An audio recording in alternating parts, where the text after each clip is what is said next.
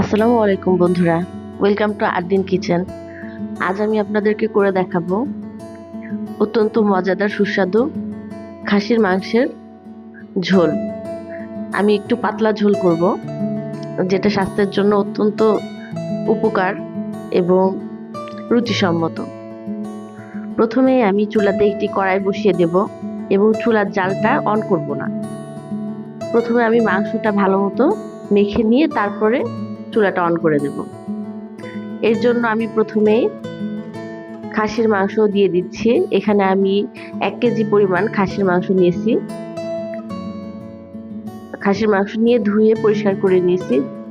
বন্ধুরা, আমি সাইজটা দেখিয়ে দিচ্ছি। দেখুন, আমি এখানে এভাবে পিস করে নিয়েছি মাংস, এই সাইজ করে পিস করে নিয়েছি। আমি এখানে হাড়, মাংস, চর্বি সব সহ মাংসটা নিয়েছি। 1 কেজি পরিমাণ মাংস, হাড়, চর্বি এবং মাংস সঠিক পরিমাণে। এখন মাংসটা আমি ঢেলে দিলাম। একে একে এতে মশলা যোগ করব। প্রথমেই দিয়ে দিচ্ছি লবণ, পরিমাণ মতো লবণ দিয়ে দিলাম। আমি এখানে 1.5 চা চামচ পরিমাণ লবণ দিয়েছি, আপনারা স্বাদ মতো দেবেন। যার যেমন লবণ পছন্দ, কেউ বেশি পছন্দ করে, কেউ কম, সেই হিসেবে লবণটা আপনারা দেবেন। এখন দিয়ে দিচ্ছি লাল শুকনা মরিচের গুঁড়া। এখানে আমি উঁচা করে 2 চা চামচ পরিমাণ লাল শুকনা মরিচের গুঁড়া যোগ করব। দিয়ে দিলাম 2 চা চামচ পরিমাণ লাল শুকনা মরিচের গুঁড়া। এখন আমি অ্যাড করব জিরার গুঁড়া। আমি এখানে উঁচা করে 1 চা চামচ পরিমাণ জিরার গুঁড়া যোগ করব। বন্ধুরা, আমি খুব বেশি পরিমাণে মশলা এখানে ব্যবহার করব না। আমি ঝোলটা অল্প মশলা সহ পাতলা করে ঝোল করব।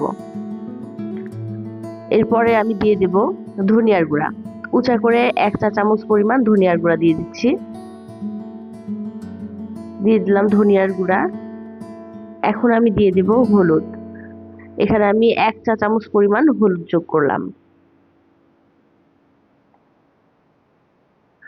এরপরে আমি দিয়ে দেব রসুন বাটা। আমি এখানে 1.5 চা চামচ পরিমাণ রসুন বাটা যোগ করলাম উঁচা করে। এরপরে যোগ করে দেব আদা বাটা। আদা বাটাটা খাসির মাংসে রসুন বাটার চেয়ে বেশি দিতে হয়, তাই আমি এখানে 1 টেবিল চামচ পরিমাণ আদা বাটা যোগ করব। দিয়ে দিলাম 1 টেবিল চামচ পরিমাণে আদা বাটা। এখন আমি এতে পেঁয়াজ কুচি দিয়ে দিলাম। 1 কাপ পরিমাণ পেঁয়াজ কুচি এতে যোগ করলাম। দিয়ে দেব ছোট ছোট টুকরো করে রাখা শুকনা মরিচ। এখানে আমি 6টির মতো শুকনা মরিচ নিয়ে ছোট ছোট টুকরো করে নিয়েছি। এভাবে দিলে মাংসটা খুব সুন্দর একটা ঘ্রাণ বের হয় এবং খুব সুন্দর একটা টেস্ট আসে। আপনারা ট্রাই করে দেখবেন। দিয়ে দিলাম দারচিনি, 6 টুকরো দারচিনি দিয়ে দিলাম। এখন দিয়ে দিচ্ছি লং।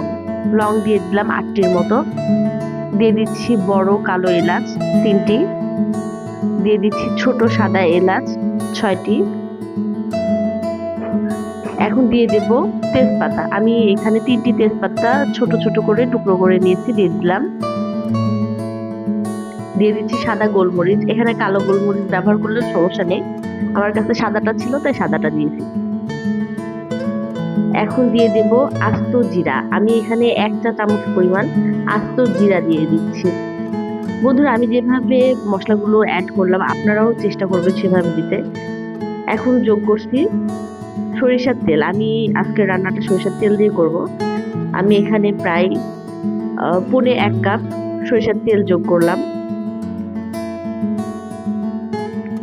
এখন সম্পূর্ণ মশলা সহ মাংসটা ভালো করে মেখে নিয়ে তারপরে আমি এতে সামান্য পানি দিয়ে চুলাটা ধরিয়ে দেব। বন্ধুরা, আমি চুলার জালটা ধরিয়ে দিচ্ছি। এখন চুলাটা আমি অন করে দিয়েছি। এখন আমি এতে সামান্য পরিমাণ, চামচটা ধুয়ে সামান্য পরিমাণ পানি দিয়ে দিলাম। আমার পানি দেওয়া শেষ হয়ে গেছে। এখন আমি এটাতে ঢাকনা দিয়ে ঢেকে দেব।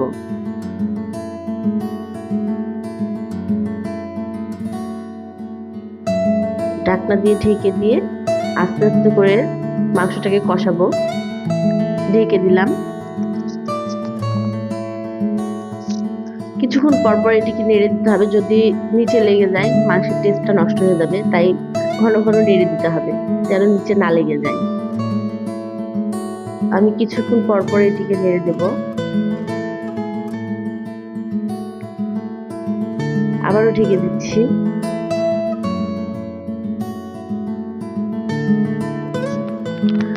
অনেকেই মনে করেন মাংস এত ঘন ঘন নেড়ে দেওয়ার কি আছে, কিংবা তরকারি এত ঘন ঘন নেড়ে দেওয়ার কোনো কারণ নেই। আসলে তা না। আমার মনে হয় মাংস কিংবা যে কোনো তরকারি ঘন ঘন নেড়ে দেওয়া কিংবা যত্ন সহকারে করার মধ্যেও এটার একটা স্বাদ লুকিয়ে থাকে। তাই চেষ্টা করবেন যেন যে রান্নাটা করছেন সেটা যেন একটু যত্ন সহকারে হয়, তাহলে অবশ্যই রান্নাটা স্বাদ হবে। আবারও নেড়ে দিচ্ছি। কোনোভাবেই মাংসটা নিচে লাগানো যাবে না। মাংস নিচে লেগে গেলে মাংসের যে মানে আসল স্বাদ সেটা আসলে নষ্ট হয়ে যায়। তাই চেষ্টা করবেন মাংসটা যেন কোনোভাবেই নিচে না লেগে যায়।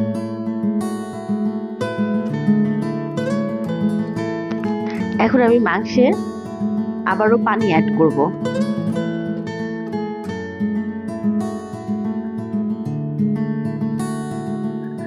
আমি এখানে 250 গ্রাম পরিমাণ, 1 কাপ পরিমাণ আর কি পানি অ্যাড করলাম।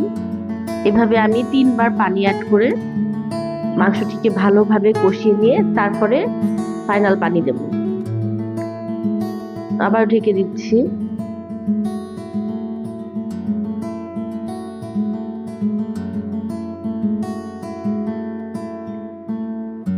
খাসির মাংসটা রান্না হতে বেশ সময় লাগে, তাই আমি যেহেতু এখানে প্রেসার কুকার কিংবা অন্য কোনো মাধ্যম ব্যবহার করব না, সরাসরি কড়াতে রান্নাটা করব, তাই আমার একটু সময় লাগবে। আপনারা চাইলে প্রেসার কুকারে দিতে পারেন, তবে আমার মনে হয় যে প্রেসার কুকারে না দেওয়াই ভালো। এতে করে মাংসের টেস্টটা যে অথেন্টিক টেস্ট সেটা বেশি ভালো পাওয়া যায়। আবারও পানি দিয়ে কষিয়ে নিচ্ছি। আমি আবারও দ্বিতীয়বারের জন্য পানি দিয়ে দিলাম। ভালো করে কষিয়ে নেব। নেড়ে দিচ্ছি, মাঝে মাঝে নেড়ে দেব। আমি প্রেসার কুকারের মাংস রান্না খুব একটা পছন্দ করি না। আমার মনে হয় প্রেসার কুকারের থেকে এমনি কড়াতে কষিয়ে কষিয়ে অনেকক্ষণ ধরে জ্বালিয়ে মাংস রান্না করলে দেখা যায় মাংসের টেস্টটা বেশি ভালো আসে। প্রেসার কুকারে দিলে হয় কি, প্রেসার কুকারে দিলে মাংস খুব দ্রুত সিদ্ধ হয়ে যায়, কিন্তু আমার কাছে মনে হয় মাংসের যে অথেন্টিক টেস্টটা সেটা খুব একটা ভালো আসে না। আবারও নেড়ে দিচ্ছি। আবারও বলছি নিচে যেন না লেগে যায়। এবার আমি ফাইনাল পানি অ্যাড করে দিচ্ছি। আমি এখানে 1 লিটার পরিমাণ 1 কেজি মাংসে ফাইনাল পানি হিসেবে 1 কেজি পরিমাণ পানি অ্যাড করব। এটা শুকিয়ে যতটুকু থাকবে ঝোল, সেটাই হচ্ছে ফাইনাল মাংস রান্না। আর আমি এর আগে 3 বার 250 গ্রাম করে পানি, অর্থাৎ 1 লিটার পরিমাণ পানি দিয়ে মাংসটা অলরেডি কষিয়ে নিয়েছি।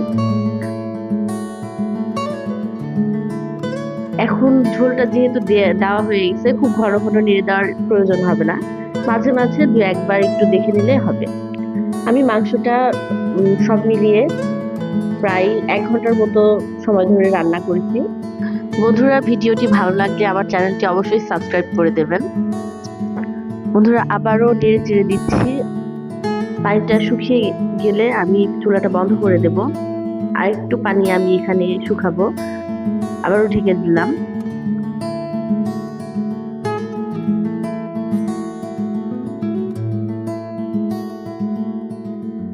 মাংসের পানি এখন মনে হচ্ছে একেবারে ঠিক আছে, আমি একটু ঝোল ঝোল রাখবো। আমি চুলাটা বন্ধ করে দিয়েছি। এখন 5টি কাঁচামরিচ অ্যাড করে ঢেকে দিচ্ছি। কিছুক্ষণ পরে মাংসটা হয়ে যাবে। বন্ধুরা, আমার মাংসটা হয়ে গেছে অলরেডি। দেখুন দেখতে কতটা সুন্দর এবং লোভনীয় হয়েছে। আশা করি আজকের রান্না আপনাদের ভালো লেগেছে। ধন্যবাদ সকলকে। আল্লাহ হাফেজ।